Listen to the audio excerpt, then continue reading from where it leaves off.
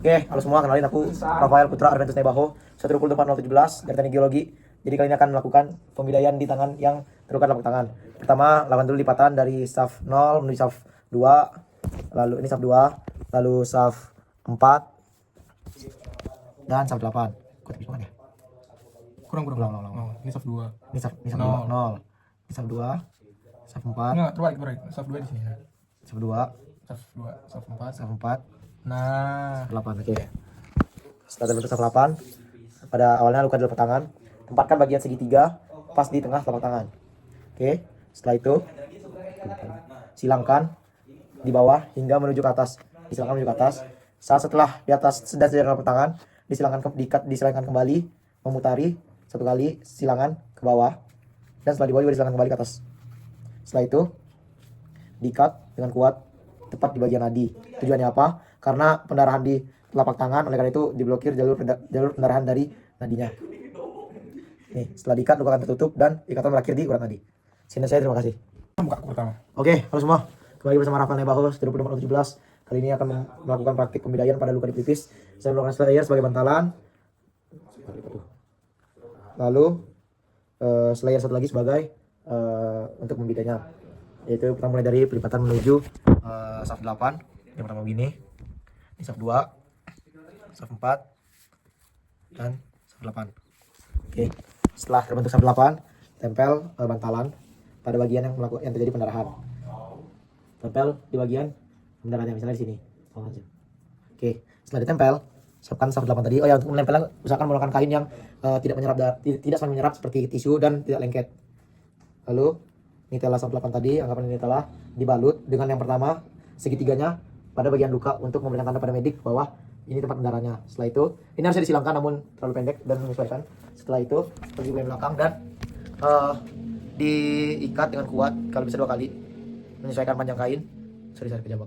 Untuk mengencangkan ikatannya agar pendarahannya dapat tertahan. Oke, jadi begitu. Terima kasih. Oke, halo, di sini saya Rafael Nebaho 12417 akan melakukan pembidaian pada cedera di engsel kaki. Pertama, buat dulu saya menggabungkan 2 slayer membentuk 2 shaft shaft 8 seperti ini. Shaft 2, shaft 4, dan shaft 8. Begitu juga dengan slayer satunya lagi, yaitu shaft 4, shaft 2, shaft 4, shaft 8. Oke. Setelah jadi 2 shaft 8, maka berikutnya adalah membidai luka tersebut. Pertama, meletakkan pada bagian atas, lalu lalu disilangkan ke arah belakang kaki. Oke, lalu disilangkan juga menuju ke tengah dan diikat. Ikat yang kencang, pastikan bisa menahan kaki 90 derajat agar meminimalisir pergerakan. Setelah itu dimasukkan ke samping.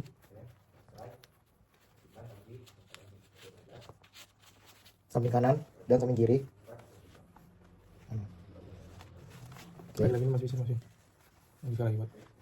Jika bisa berlebih, masukkan sekali lagi. Setelah itu dibawa ke atas dan diikat kembali tepat di bagian tengah telapak kaki untuk semakin mengunci pergerakan. Ikatan kencang, kalau bisa sebanyak 2 kali. Jika sudah terikat, rapikan ikatan dengan memasukkan ke dalam gulungan tali. Oke, setelah kira akan jadi seperti ini. Udah nggak bisa gerak lagi, Bro. Oke, sekian dari saya, terima kasih. Oke, halo semua, kembali lagi Rafael Nebaho 12417. Kalian akan melakukan pembidaian pada tulang yang patah di bagian sikut, yaitu kita melakukan pembidaian dengan membentuk shaft 0, lalu meletakkan shaft yang patah, arahkan bagian segitiga ke bagian luar.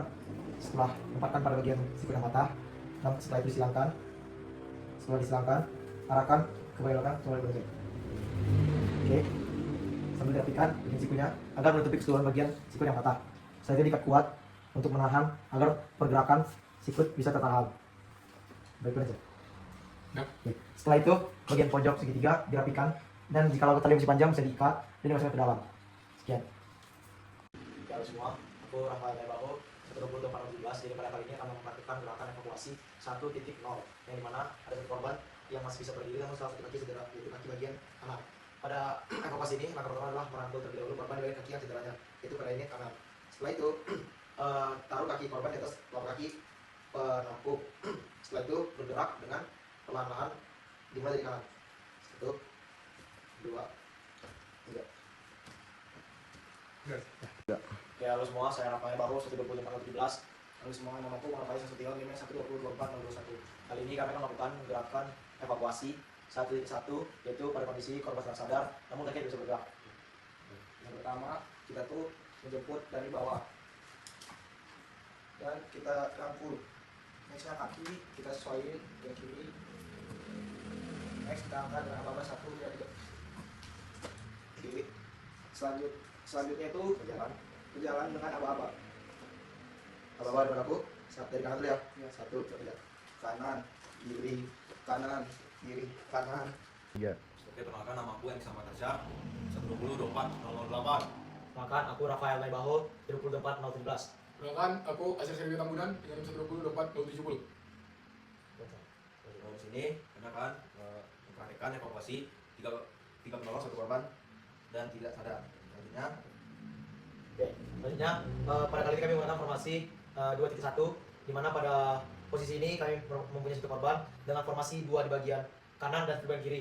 Formasi ini digunakan untuk mobilisasi jarak jauh karena terkesan lebih seimbang. dan juga formasi ini digunakan untuk lokasi yang luas. Dilanjutkan, saya di bagian kepala sebagai komando sendiri untuk memberikan arahan atau hitungan agar kompak untuk membangkitkan dari atas kepala sampai ujung kaki itu barengan. Oke. Lanjut. Oke, pertama-tama aba dari kepala untuk berlutut. Lalu setelah semua formasi berlutut, masukkan tangan ke tubuh korban dengan tangan di lantai dan nanti balikan. Pastikan tangan korban selang. Oke, tangan. Oke. Pertama aba naik ke atas lutut. 1, 2, 3. Oke. Aba naik ke atas 1, 2, 1, 2, 3. Oke, aba maju ke arah kanan 1, 2, 3. Oke, aba balik kanan dengan mutar dari ke arah kanan 1, 2, 3. Aba maju jalan. Berhenti. Oke. Aba turun. Ke lutut 1, 2, 3. Aba 0 1, 2, 3. Pastikan kalau korban turun paling belakangan. Oke. Ya. Sini kami akan mempraktikkan evakuasi 3.0 di mana 3 penolong dalam keadaan atau posisi yang sama. Oke. Jadi formasi 3.0 ini dipakai dalam situasi untuk mengevakuasi korban dalam ruang mobilisasi ataupun ruang lokasi yang sempit. Sama seperti evakuasi pada umumnya, pertama-tama aba-aba pada bagian kepala. Aba-aba pertama adalah berlutut. Oke. Lalu setelah berlutut, masukkan kedua tangan dengan menghadap ke bawah, merambi tubuh korban. Lalu setelah mencapai ujung dibalikan. Oke, saya sendiri di kepala sebagai komando dan komando dari tim 0 ke bagian lutut 1, 2. Dan bagian sini pastikan tubuh korban membuat dia seperti vertikal. Oke, setelah dipeluk agar memastikan korban tidak bergerak 1, 2, 3. Setelah dipeluk komando saya bergerak ke arah 1. Bergerak memutar 1, 2, 3. 1, 2, 3.